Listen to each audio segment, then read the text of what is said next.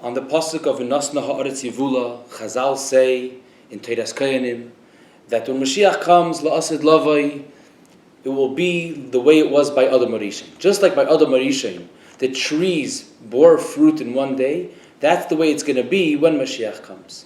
And the same thing it actually says in Shabbos, Daf Lamed Amud Beis, Asidin ilonois shemaitziin peiros b'chol yom.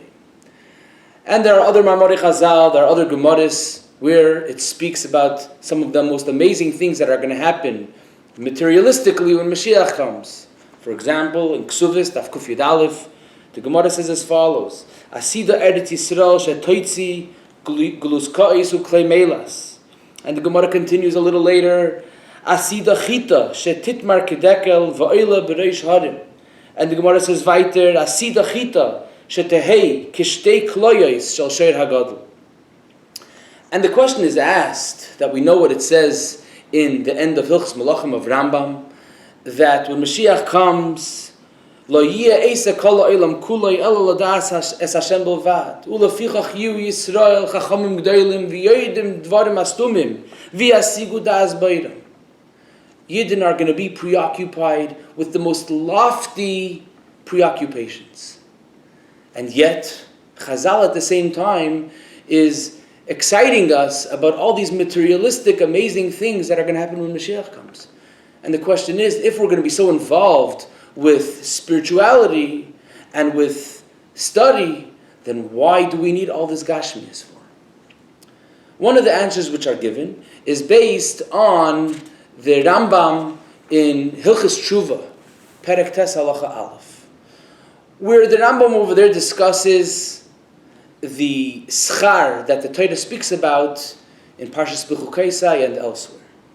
And the reason why Hashem is going to give us all the schar, says the Rambam, is because when a person devotes himself to serving Hashem, to doing Torah and mitzvahs, Hashem is going to make it easier for him by making sure there should be no wars, there should be shalom, and there should be abundance in order that there should be no distractions, and he should be able to learn Torah properly.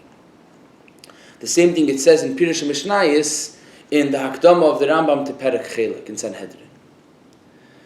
The question is that not all opinions agree with this. Some opinions say that the reason why Hashem is promising us Gashmias is because to give us the Gashmias itself, not just for other purposes, for Ruchniistic purposes. Another way of explaining the promises that Hashem is going to give us all this materialistic schar la'asid lavai is because not everybody will get excited about Mashiach's coming if we tell them only spiritual reward.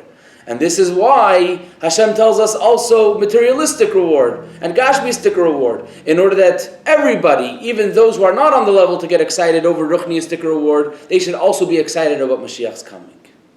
But perhaps we can find an answer where the point of the Gashmis is not just to get people who are not on such high level excited, and not just as a side point to help with serving Hashem, but we are being promised all of this materialistic reward for the Gashmias itself. The Gashmias itself is the point why Hashem is giving the reward.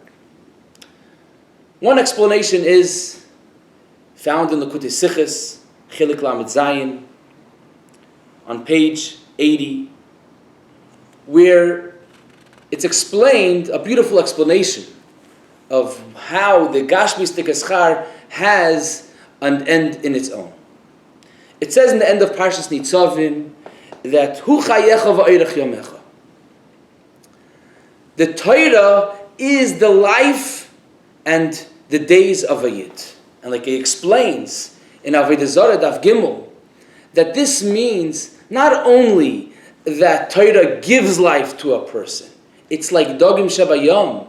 If the fish leaves the water, then it's meis miyad, it dies right away. Why? Because Torah is the life of a Yid. It's not something that just adds some life to a Yid. It is the actual life of a Yid. To explain this, there are individual parts of a person. There's the Reish, there's the Guf, there's the Regel. In the Reish itself, there are different faculties. There's the Re'iyah, there's the Shmiyah, and so on.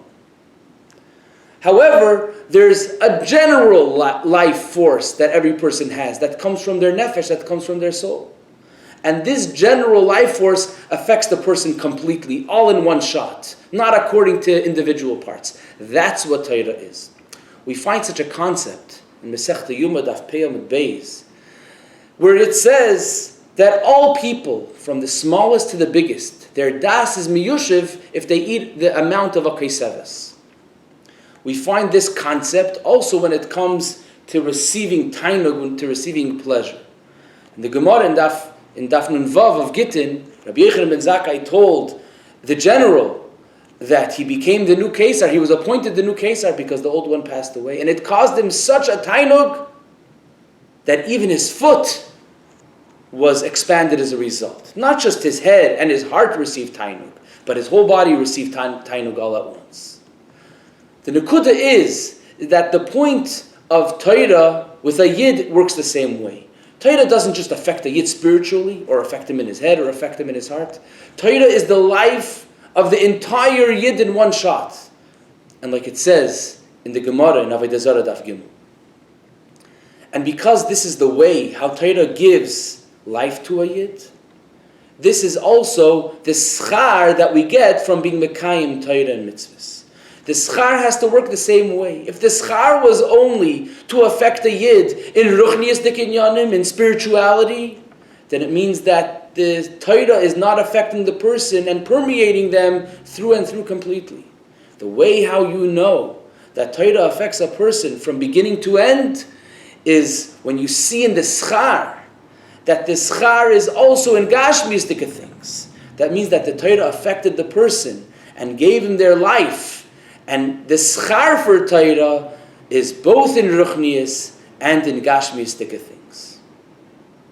And this is why la'asad love, when we get our schar for Torah and mitzvahs, it's going to be not only in ruchnius, but to show its completeness, the completion of the schar, it's going to be in gashmius as well.